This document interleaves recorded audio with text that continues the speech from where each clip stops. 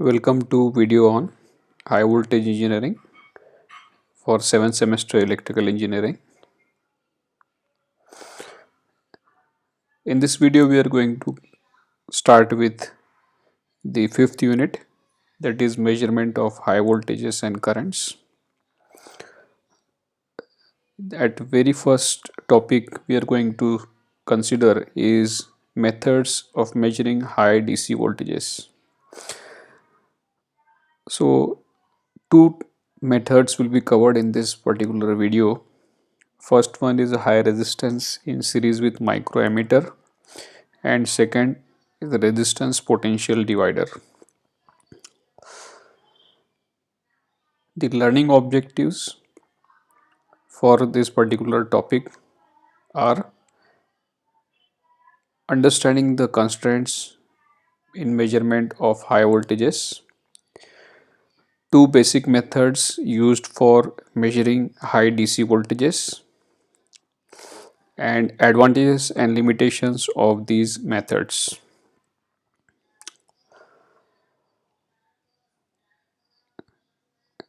At the outset, we would like to consider the various constraints in measurement of high voltages. This being the very first topic associated with the measurements unit for on high voltages and currents. So what are the important constraints or factors that affect the measurement of high voltages? The first and foremost factor is the safety. The measuring devices and personnel must be protected against over voltages and any induced voltages due to stray inductance and capacitance. So the first and foremost element that is involved here while working on high voltage measurements is the safety of measuring devices as well as the safety of personnel who is working on these devices, not only from the high voltages, so also from the any induced voltages that may be caused due to stray inductance and capacitance of various objects. The second important point to be considered while working on high voltage measurements is the linear extrapolation. For most of the high voltage measurements, linear extrapolations beyond the range is not valued for measurements that are carried out using these methods. Hence, the instruments used for such measurements must be calibrated for the complete operating range of measurements. Third very important point is the electromagnetic interferences. Electromagnetic interferences due to various sources present nearby the test assembly may cause errors in the measurement of impulse voltages and currents, and hence this must be minimized or care must be taken to uh, check the availability of electromagnetic interference, and means must be adopted to minimize them. Fourth and very important factor is atmospheric considerations. It is observed that the measurements related to high voltages, they are affected by the atmospheric conditions. Hence, air density correction factor along with humidity factor must be introduced in the equations that ensures that measurements are consistent even with the variation in temperature, ambient temperature, or the temperature of the surrounding where the test is being carried out. So all these 4 points and many more are there, but the most important ones are expressed in the list as visible on this slide. Let us now move towards the first method to be covered in this particular video is a high ohmic resistance with microammeter. Focus your attention on the diagram. the portion it is showing highlighted, a high ohmic resistance is connected in series with the high voltage supply to be measured, and uh, this resistance it will be connected with in series with a microammeter, and then it will be terminated onto the ground. So this method is very simple. The unknown voltage, high DC voltage to be measured, will be connected at the topmost terminal just above the resistance, it is visible, and a high ohmic value of resistance ensures that a current in proportion to this voltage will flow through the microammeter, whose full scale deflection may vary from 1 to 10 microampere for the complete range of voltage to be measured. The value of high ohmic resistance may lie in several hundred mega ohms, so that the resulting current lies in the microampere range. To protect this microampere, which, or this ammeter, microammeter, okay, a protective device is connected, which may be a paper gap or a neon glow tube or a Zener surge arrestor for safeguarding against any short circuit across resistance R. So the principle of operation is very simple here, that high voltage will be dropped across resistance R and a very small or negligible current flows, and this current will be calibrated directly to measure the voltage. So this way measurement of DC voltage is one of the basic methods, right. Let us now move ahead and check with the circuit operation details. High DC voltages are measured by connecting a very high resistance, as I mentioned, several hundred mega ohms in series with the microammeter. The microammeter is selected in such a manner that a current of 1 to 10 microampere flows for the full scale deflection. The current flowing through the calibrated resistance R, or a large value, having a very large value, is measured by moving coil microammeter. Is measured by the moving coil microammeter. The voltage drop in meter is negligible as compared to that across the resistance R.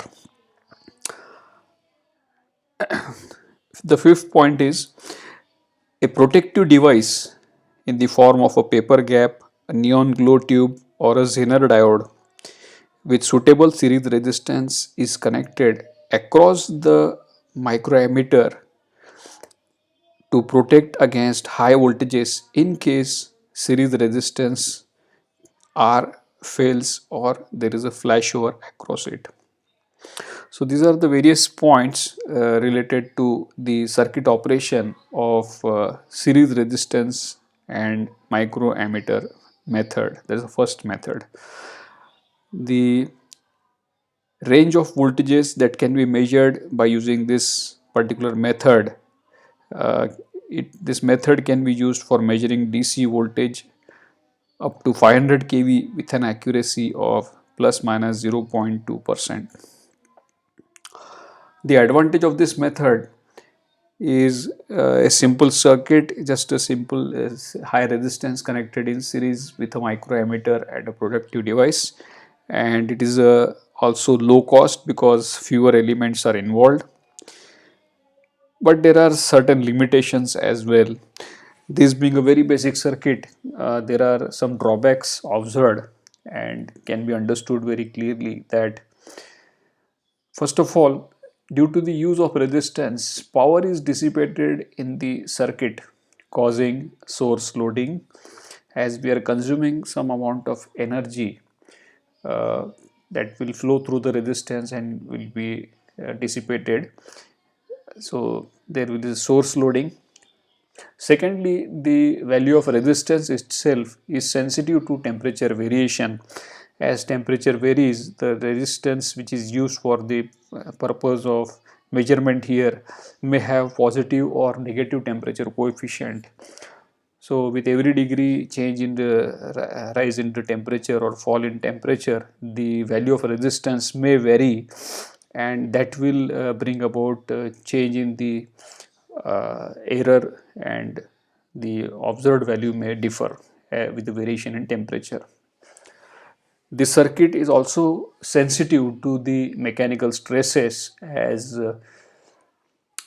high voltage is being applied across a resistive element, which is generally spiral wound, so mechanical stresses also result. And lastly, the voltage also affects the value of resistance. The voltage dependence of the resistive element is another drawback for this particular type of circuit. So this is a very basic circuit. It offers some advantages but many limitations, especially with respect to temperature dependence and power dissipation or source loading. So to overcome some of these drawbacks, the second method is proposed, which is actually a resistance potential divider. This is the second method we are coming across. So the effect of variation in temperature and voltage dependence can be minimized to some extent by using a resistance potential divider. Here you can observe there are actually two resistances, resistance R1 and R2, forming a potential divider. So usually the value of resistance R1 is very large as compared to resistance R2, and the unknown voltage, DC voltage, to be measured is now measured by using a high impedance voltmeter connected across resistance R2. So this high impedance voltmeter can be an electrostatic voltmeter or a vacuum tube voltmeter, uh, which ensures that high voltages can be measured comfortably through this potential divider arrangement. And of course, there is a protective device connected across the meter like in the earlier case. So we can see high resistance R1. Now instead of one resistance, there are two resistances forming potential divider. And potential divider, as there are two resistances, then the material can be chosen such that with variation in temperature, one resistance may be selected with a positive temperature coefficient of resistance, and other can be chosen with a negative temperature variation coefficient in order to compensate for the changes in the value of resistance, so that the ratio remains constant and consistently we get error free measurement of DC voltages. Here we can see the protective device represented as P, and of course the electrostatic voltmeter. So kindly note that here, since it is a potential divider, so we cannot use a ammeter for the measurement purpose. We have to measure the voltage by suitable uh, ratio of potential across resistance R2. This is how the polarity of voltage will be. Let us now describe the circuit operation for the second method. A resistance potential divider with an electrostatic or high impedance voltmeter may be used for measuring high DC voltages as shown and as discussed along with the circuit diagram above. The influence of temperature and voltage on the elements is eliminated in the voltage divider arrangement, unlike a simple series resistance with microammeter method. The magnitude of high voltage can be expressed as equal to V equal to ratio R1 plus R2 with respect to R2 multiplied by V2, where V2 is the voltage shown by the electrostatic voltmeter. Further, A corona-free termination must be observed to prevent any discharges at the high voltage ends during the measurement. Lastly, with sudden change in voltage or short circuit, okay, sudden change in voltage may be due to some external factors or due to the circuit through across which the measurements are being carried out, or in case of fault or flashover, damage may occur to the divider elements due to the stray capacitance. Hence, voltage controlling capacitors may be connected across the divider elements as well. In our main diagram, we have just shown one protective device across the electrostatic voltmeter, but in this particular point, it is mentioned clearly that to prevent damage to the potential divider elements also, we can have voltage controlling capacitors connected across the resistors R1 and R2. Again, the application for this method is it is used for measuring DC voltage up to 500 kV with an accuracy of plus minus 0.5%. So the accuracy wise, this method is slightly poor as compared to the series impedance microammeter method, as there the accuracy was plus minus 0.2%. So let us come to summarize what we have learned in this particular video. Basically, we have learned two methods of measuring high DC voltages. Measurement of high DC voltages need careful considerations to safety, electromagnetic interference, interpolation, and atmospheric factors. All high voltage measurements are affected with these different elements, with different parameters. Further, high resistance in series with microammeter method used for measurement of DC voltages involves temperature dependence and source loading. To overcome these limitations, the second method that is discussed in this video is the potential divider method that overcomes the drawback of first method, like dependence on temperature and the voltage variation. But the accuracy of this method is slightly less as compared to that of the first method. So with this we come to the end of this particular video, and I hope that you have understood uh, two basic methods of measuring high DC voltages through this video. If you have any queries, then those may be shared during the online session. Thanks for watching.